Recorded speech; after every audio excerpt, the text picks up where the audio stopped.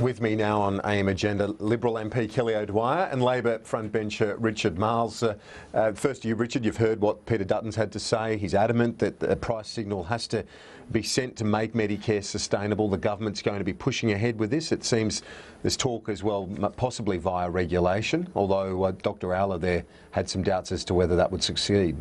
Well, this is a government in disarray. Who knows exactly what is the plan? We have the Prime Minister's office briefing out the idea that the co-payment is going to be dumped. We have the government leader in the Senate doing a doorstop up here in the gallery saying that it remains government policy, and then Peter Dutton saying that they're going to be pragmatic. The reality is the government is all over the place, and this is just the latest chapter in what has to be the worst budget ever handed down in the history of this Commonwealth. I mean, here we are almost in December, and the government is still choking on this budget and the unfairness of it. And the real point here is where Brian Alla finished. This is bad policy. This is going to be bad for those who need health care the most. It's going to make it very hard for doctors to practice in low socioeconomic areas, and the government's just got to get rid of it. Well, Kelly O'Dwyer, I guess the issue that Dr Alla referred to that I'm interested in is how the government goes about seeking this price signal, because if you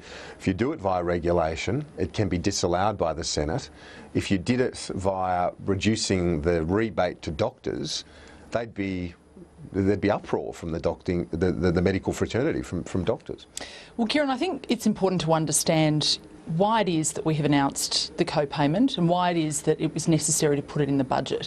And Richard, unfortunately, is wrong in what he just said. We need to get some of the facts on the table. The first fact is, when we came into government, we had $190 billion worth of cumulative deficits delivered by the previous government, and they bequeathed to us another $123 billion going forward. They racked up debt, $667 billion going into the forward estimates and beyond, which meant $25,000 per Australian. The Commission of Audit, when we came into government, was tasked with helping us to fix this problem by identifying where all of this spending was going. This isn't going to pay off debt. I'm coming to that point. I'm coming to that point. The Medicare benefits schedule itself over the next 10 years is going to double. If we do nothing, it is going to double. Now, we need to make it sustainable, and the co-payment will do two things. Part of the co-payment will actually go to helping to making Medicare sustainable, and the second point about that is that it will go to a future fund, because we're looking into the future, a Medicare future fund in effect for medical research. That's going to help fix the problems of the future when it comes to the health care of all Australians. Now, that is very sensible, that is visionary, and that is what the government's doing. Do you accept that something does need to be done to put the health system on a more sustainable trajectory? Because with the ageing population and all the other demographic challenges that face us, that this, as it stands, is not sustainable in the longer term. Well, I don't accept that. And what I do see in this government, a government which I might say, prior to the election, described itself as being a government of no excuses. All we have seen since the election is excuse after excuse. And Kelly references the deficit. I mean, that is the answer to every single issue that is thrown up to the government. You talk about the cuts to the ABC, they talk about the deficit. But as you rightly money doesn't grow on trees. The point here is, Kelly, you doubled the deficit within the first 6 months. I mean, it was this time last year that in all the assessments that you're making, in the money that was provided to the Reserve Bank, you doubled the deficit. But I tell you, if there is a budget emergency, we ought to measure that by the paid parental leave scheme. Is that going to hit the fence at the MyEFO in the next couple of weeks? I mean, that is the measure of the budget emergency here. If you can afford that, then why on earth are we slugging the poorest people in our country to have to go to the doctor? Let's move on to the Defence Minister. Various reports this morning suggesting that, Dennis Shanahan, for one, the Prime Minister should act quickly, shift Johnston and cauterise not just the wound the Defence Minister has opened, but wider self-inflicted wounds of political management. He has been described by one of your colleagues to me as an idiot for what he said about the canoe, an operation that can't build a canoe. Isn't his position untenable in the sense that you have now a multi-billion-dollar tender process, or not a tender process, but acquisition for our next fleet of submarines, and he's basically ruled out the Australian-made option? Look, David Johnson's a very good Defence Minister, and I think he regrets the comments that he made in relation to submarines and the Submarine Corporation. I think there's no question about that. But let's just understand where we've come from on this whole issue, and that is that the previous government made significant cuts to defence, which we're trying to fix right now, $16 billion worth of cuts. They took spending in defence to the lowest level since 1938, which means that we have a substantial problem that we are trying to work through. Now, Labor can criticise all they like, but they're not intent on helping us to fix the problem that they created, which is what David Johnson is attempting to do as Minister for Defence. The Australian reports, the air warfare destroyers, the rescue report, it's front page of the Australian today, suggesting that it's being plagued, sabotaged by bitter infighting, that it's dysfunctional. So this is the underlying point that Johnston was making yesterday. Isn't he vindicated, at least in part, by that? Oh, look, David Johnson's tenure as the Defence Minister is untenable. It was untenable from the moment that he said that the company responsible for maintaining our submarines and many of our Navy vessels was not equipped to build a canoe. I mean, from the moment... Was Tanya Plibersek's position untenable when she talked about Africa, you know, as a country rather than a continent? I mean, come on. Please, the person who is at the head of our Defence Force expressing complete disconfidence, if that's a word, unconfidence, in the very company responsible for building our submarines. It is patently untenable for David Johnson to continue, and it might be a rhetorical flourish, but it represents what he thinks. And as a result, he can't continue in that job. But, you know, to be frank, I'm feeling sorry for him. I mean, he has been torn from pillar to post in this place. Obviously, our defence team have been doing that, but the Libs have been doing it much more. And if not for the sake of our Defence Force personnel, if not for the sake of their families, if not for the sake of the Australian people, put this guy out of his misery for his own sake. But in political terms, your South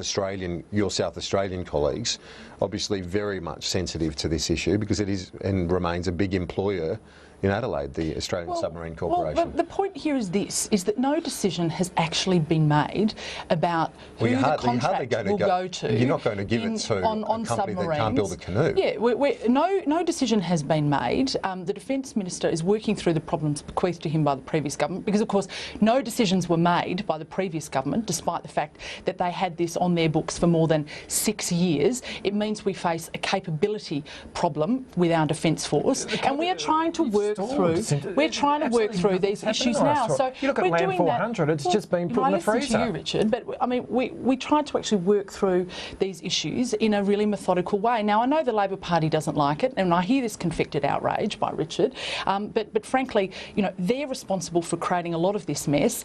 It would be really great if they would accept some of that responsibility and try and help us to fix it. And I guess there is a method in David Johnson. You can respond. Let me just ask you though, because the underlying point here is that we should be making judgments as a nation, should we not, on what's the best for our strategic and defence interests, not as an industrial policy in terms of buying our next fleet of submarines.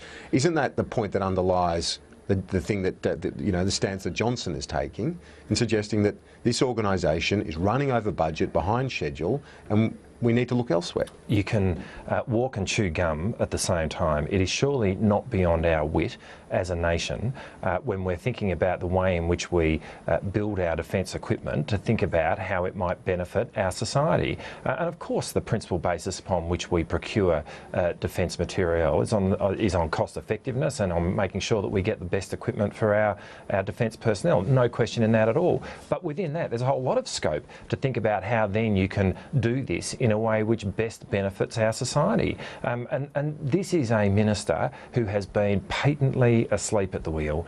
He is completely out of his depth, and it is absolutely essential, I think, for David Johnson's own sake, that the government applies the mercy rule when it comes to... I want to take a break and back with a look at the Victorian election with just 48 hours to go. Don't just suppress your allergy and hay fever symptoms. Ethical Nutrients Allergy Control is an exclusive clinically trialled non-drowsy formula that helps reduce the frequency and severity of allergy symptoms for lasting non-drowsy allergy control. What are you doing? I'm trying to find out what her secret is. Just look at those flowers. Hi. The wife wanted to know what you use on the garden. I just use Searles. Searles? Searles Flourish. Just a little in the watering can and my flowers are blooming in no time. Well, what's her secret? She just uses Searles. The secret is Searles. Yep. The secret is Searles. If you call out my name, I'm not going to hear you. If you want some FaceTime, there's a mirror over there. If you're Ryan Gosling and you're knocking on my front door, now isn't really a good time. Sorry, Ryan.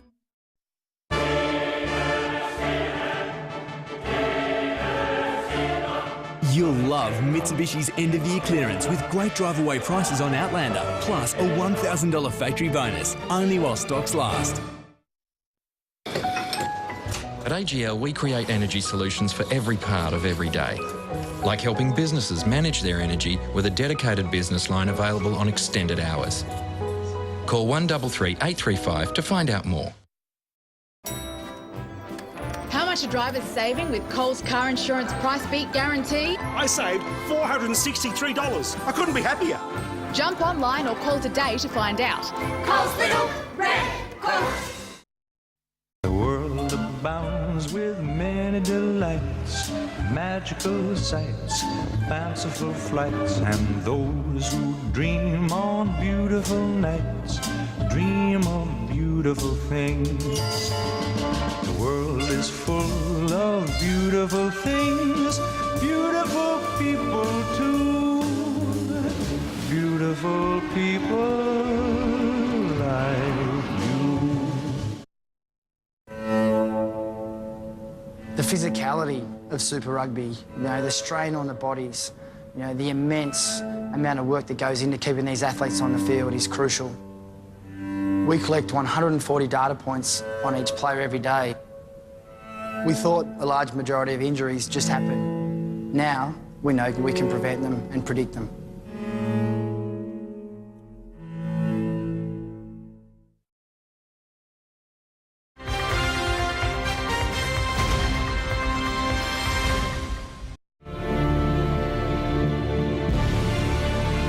This program brought to you by the new Genesis from Hyundai.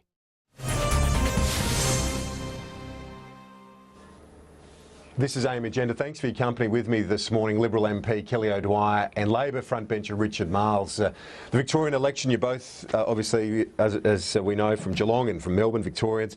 Richard, Daniel Andrews looks like he's set for a victory on Saturday. Well, I think it's going to be close. We're getting to the moment of truth, but I still think it is going to be very close when it comes to the end of the day. So we're taking nothing for granted, but I do think that Daniel has run a really good campaign. He's been an excellent leader, and what Labor represents is a proposition for jobs. That's at the end of the day what we represent, in contrast to a state government which has abandoned jobs. I mean, we had an unemployment rate of 5% during the Brax-Brumby era. We created jobs by the thousands during the global economic crisis, and what we're now seeing is a government which has shed jobs. And I think what people will get with Daniel Andrews is somebody who's very much in the mould of Steve Bracks, who's a senior minister in the Bracks government. But what you get with Dennis Napthine is Tony Abbott. I mean, he is absolutely playing the Tony Abbott playbook. This is about shedding jobs and about cutting services to health, to education, to TAFE. This will be Tony Abbott running Victoria. Is there still optimism within the Liberal ranks? I guess there's reason to be optimistic, because if you look back to Brumby, his loss, the polls said he was going to win. If you look back to Brack's victory, the polls suggested Kennett was going to win. So Victoria's always, it's hard to gauge in the lead up to an election. Well, look, I know Labor's terribly cocky. They're already popping the champagne bottles. Not at all. So's John Setka at the CFMEU, because that will put them at the centre of government, of course, if Daniel Andrews is elected. And it frankly so absolutely why do you say that? surprises me. Explain to our viewers nationally why you keep why the Liberals keep saying there's this link between Andrews and the union. Well, because the construction union in Victoria, the CFMEU, which is in effect a criminal organisation because they don't regard the laws of this state and of this country to be laws that they need to obey. This is an organisation that spends money propping up the Labor Party. It is a faction of Daniel Andrews' Labor Party, and it's one that he supports. His minister, his planning minister, is a proud member of the CFMEU. He will be in charge of. He'll be in charge. He'll be in charge. Where's the link, though? He'll be in charge of sites right across Victoria. Now, having somebody like him at the centre of power means that construction costs in Victoria, which are already higher than the rest of the country, will absolutely skyrocket, and that will actually mean the shedding of jobs. Not more jobs, although I'm sure it will mean more jobs for union leaders, but it will mean less jobs for the average Victorian. And Richard, you know that the CFMEU in Victoria does have a very bad reputation. To have your planning minister, as Kelly's pointed out, with those links, is that's not a good look? Well, look, nice try on the part of Kelly, but this is the Liberal Party clutching at straws, literally. I mean, they have nothing to say about what they would do for the state. They've got nothing to say about the chaos of the last 4 years. 2 premiers, an utterly dysfunctional parliament. We've seen jobs shed left, right and centre. They've got nothing to say about all that. So the only thing they do have to say is run a pretty tawdry scare campaign about the CFMEU. Well, I'm happy to address that. Not buying it at the end of the day. What Daniel Andrews... spent more money on health and education and transport. It's record funding for all of this. And it's because we have a AAA rated economy, brought back by Kennett, a AAA rated economy, which means that we can actually afford to do these sorts of things. We've put in place a plan to build the East-West link, which is vital for Victoria, vital for our transport links. And of course, what we hear from Daniel Andrews is he's going to rip it up at a cost of more than $1 billion to the Victorian taxpayer. Now, this is not somebody who is responsible. This is not somebody who should be Premier of a state. This is not somebody who can be trusted. This is why Victorians are going to be making a very serious choice on Saturday. They need to know that Labor has not put in one policy for costings. The Sex Party have even put in a policy for costings. Come on! Let's hear Richard now, because I want to ask you about this issue of the contract ripping up. It's not again, I put it to you, as a federal party, I doubt whether you'd be going to an election saying you're going to rip up contracts that have been signed. The only policy that you hear the Liberal Party talk about is the East-West link. This is completely there's no budget for that. There's no business plan for it. We heard our Prime Minister say that he wasn't going to commit $100 million infrastructure funding to any project without a business plan, and yet we see vast sums of money beyond that being committed by the federal government to East-West in circumstances where there is no business plan. And at the end of the day, Melbourne Metro is a much better infrastructure spend. And when you do you think he should rip it up? Do you think that's actually a sensible, responsible thing to do? What I tell you is not sensible. What is not sensible is spending billions of dollars on East-West in circumstances where there is absolutely no business case for this at all. I mean, you haven't done a business case. You don't back up Daniel Andrews on ripping it up. No, that's not true. I absolutely back up Daniel Andrews. So you think it's responsible I absolutely to rip it back up Daniel Andrews because this is a bad infrastructure spend. Melbourne Metro, which was our plan federally in government, is a much better infrastructure spend. And this is a government which, having spent 3 years of being idle, is now going completely crazy, has grasped onto this policy without having thought it through. Kelly, just one question before we go. You're the chair of the Parliamentary Committee on Foreign Investment. A report out today. What is that? Can we expect some greater regulation, penalties for illegal offshore investors? So it's being tabled in the Parliament sometime between 10 and 11 o'clock this morning, and there's obviously matters of privilege associated with the report, which means I'm a bit restricted in what I can say. But the evidence has been to the committee that there is a need for a national register. There is evidence that the Foreign Investment Review Board have been not doing their job in the way that they should in terms of enforcement, and obviously the report will look at some of those issues. Okay, well we can't go too much further until we see the report, but Richard, just in 10 seconds or less, any thoughts on it? Look, if there are compliance issues with FIRB, we'll have a look at that. Okay, let's we'll wrap it up. Thank you both. Appreciate it. Terrific. A quick break on AIM Agenda. Back in just a moment.